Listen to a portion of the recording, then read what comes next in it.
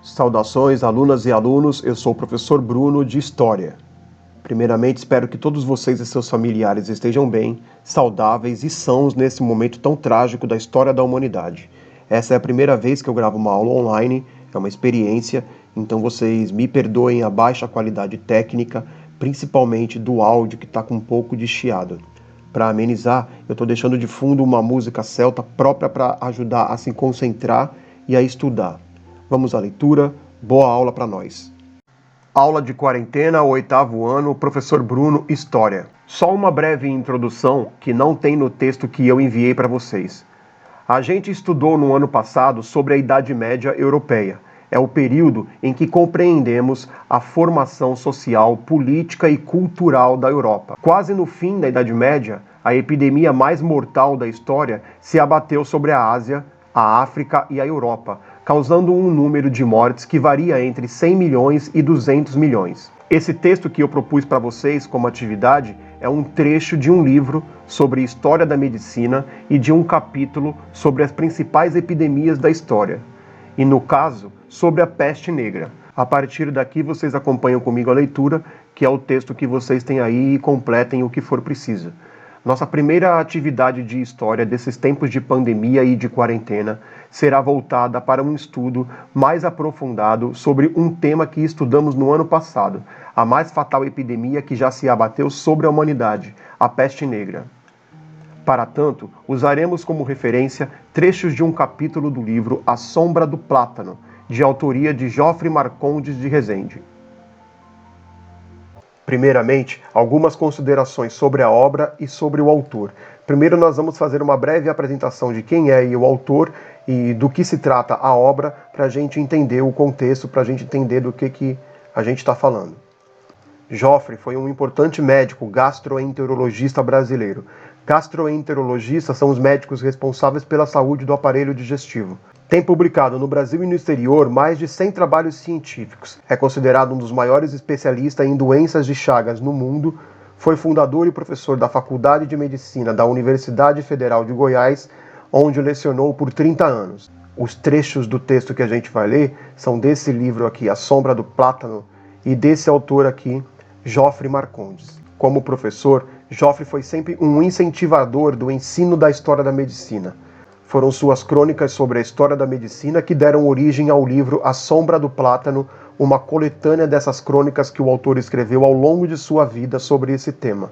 Como bem define o prefácio do livro, o título que foi escolhido para a obra é muito sugestivo, pois anuncia o seu conteúdo evocando a figura de Hipócrates. Quem é Hipócrates? Hipócrates é esse camarada aqui, que viveu na ilha grega de Kos, no século V a.C., ele era médico e professor de medicina. Ele é considerado o pai da medicina moderna. Se um dia vocês forem estudar medicina aqui no Brasil, vocês serão obrigados a fazer o juramento de Hipócrates. O juramento de Hipócrates é o juramento médico, é o juramento ético da medicina, o compromisso com o saber de Hipócrates, o compromisso com a medicina racional. Então, qual é a referência do livro? O livro faz referência ao Hipócrates, que ensinava medicina embaixo de uma árvore de plátano. Por isso, o título do livro, A Sombra do Plátano, embaixo da sombra do plátano, tá ok? A semelhança da medicina que a sombra do plátano, ainda existente na pequena praça no centro da cidade grega de Kos, ensinava aos seus discípulos, no século V a.C., a surgente medicina baseada na racionalidade, Geoffrey conta ao leitor uma série de tópicos de história da medicina que o ajudam a compreender como o saber médico se formou e a conhecer pontos fascinantes e até curiosos das descobertas que determinaram os progressos nesta área do conhecimento. O relato que o texto vai nos fazer a partir daqui é a trajetória da epidemia de peste bubônica, chamada de peste negra, pela Ásia, pelo Oriente Médio, Norte da África e Europa. Peste negra do século XIV. Esta foi a maior, a mais trágica epidemia que a história registra, tendo produzido um morticínio sem paralelo. Foi chamada peste negra pelas manchas escuras que apareciam na pele dos enfermos, como em outras epidemias, teve início na Ásia, central, espalhando-se por via terrestre e marítima em todas as direções. Em 1334, a peste negra causou 5 milhões de mortes na Mongólia e no norte da China. É que esse mapa aqui não evidencia, mas Mongólia e China ficam naquela direção ao leste. Houve grande mortandade na Mesopotâmia, e na Síria, cujas estradas ficaram juncadas de cadáveres dos que fugiam das cidades. Aqui, no caso, é a epidemia se alastrando pelo Oriente Médio, Síria e Mesopotâmia, que atualmente corresponde ao Iraque. No Cairo, os mortos eram atirados em valas comuns, e em Alexandria, os cadáveres ficavam insepultos. Alexandria é uma cidade do Egito, assim como o Cairo, e no caso de Alexandria, em homenagem a Alexandre o Grande. Então, no Cairo, os mortos eram atirados em valas comuns e em Alexandria os cadáveres ficaram insepultos. Calcula-se em 24 milhões o número de mortos nos países do Oriente. Em 1347, a epidemia alcançou a Crimeia, o arquipélago grego e a Sicília. Crimeia, a que o texto se refere, é essa península aqui no Mar Negro, próximo à Rússia, próximo à Ucrânia, tá ok? Depois o texto diz que a epidemia se espalha aqui para o arquipélago grego. Arquipélago é um conjunto de ilhas, no caso essas ilhas gregas aqui, e se espalha para a Sicília. Então, em 1348, embarcações genovesas procedentes da Crimeia aportaram em Marsella, no sul da França, ali disseminando a doença. Em um ano, a maior parte da população de Marsella foi dizimada pela peste. Em 1349, a peste chegou ao centro e ao norte da Itália, e dali se estendeu por toda a Europa. Em sua caminhada devastadora, semeou a desolação e a morte nos campos e nas cidades. Povoados inteiros se transformaram em cemitérios. Calcula-se que a Europa tenha perdido pelo menos 1/3 de sua população. Esta epidemia, no caso a peste negra, inspirou o livro, eu vou escrever o título do livro aqui em português, Decamerão, o título original é Decameron. Esta epidemia inspirou o livro Decamerão, de Giovanni Boccaccio.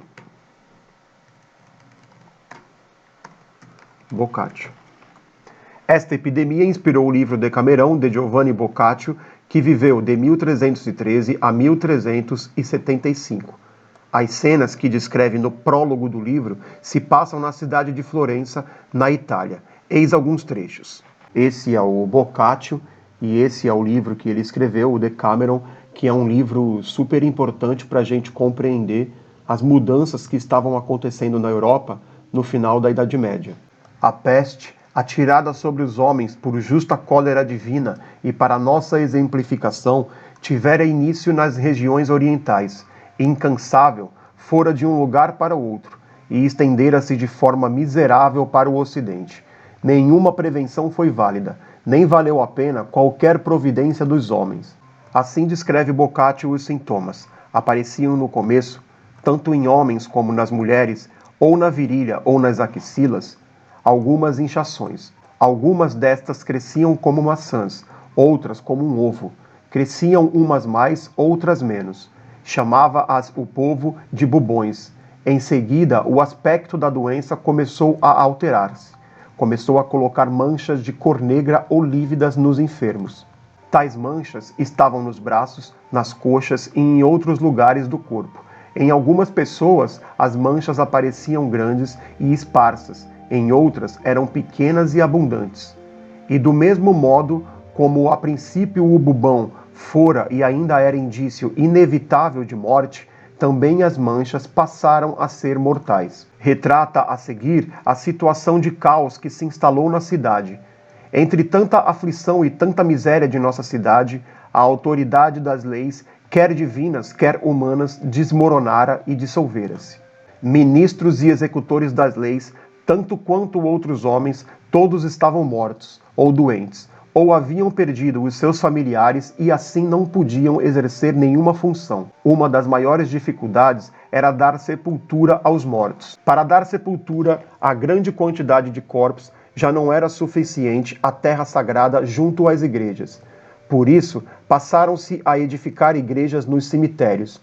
Punham-se nessas igrejas, às centenas, os cadáveres que iam chegando, e eles eram empilhados como as mercadorias nos navios. Em Avignon, na França, vivia Guy de Chauliac, o mais famoso cirurgião dessa época.